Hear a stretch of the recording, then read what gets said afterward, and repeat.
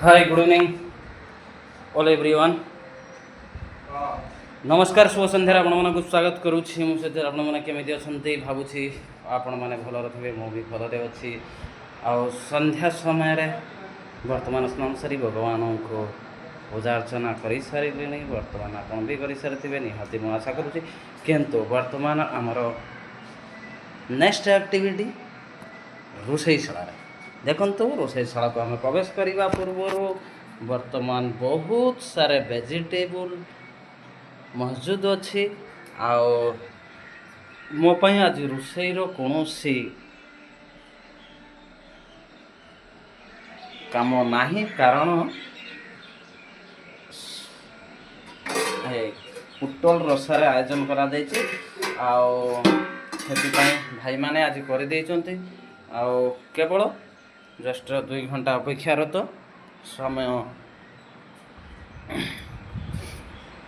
9:30 आम पलैबा ड्यूटी तेणुक यही 2 घंटा मध्य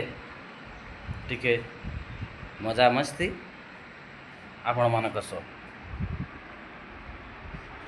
खरा तो बहुत होउछि से संध्या बेले गाधैबाटा निहाती जरूरी।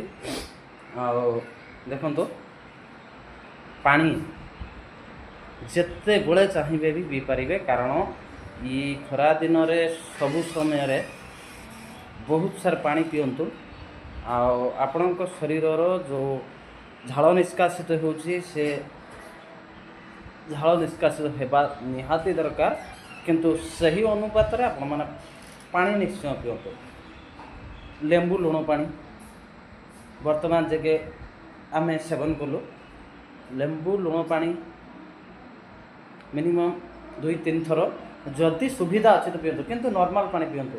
बेसी आइस पानी पिंतु ना। हाँ आइस पानी स्वास्थ्य पक्षे निहाती क्षतिकारक। जदि आपण को आइस पसंद ताहले नॉर्मल पानी 40%, नॉर्मल पानी 60%, 40% कूल पानी निहाती यूज करूँ। देखिए खरा दिन बेरीज आउ यथाशीघ्र जो भी थे किंतु निहाती गरम जोर होना कहीं निजर चप्पल बा शू व्यवहार करुले तुरंत गोड़ धुंतु पाद रे पानी पड़े देह को बहुत भल लगे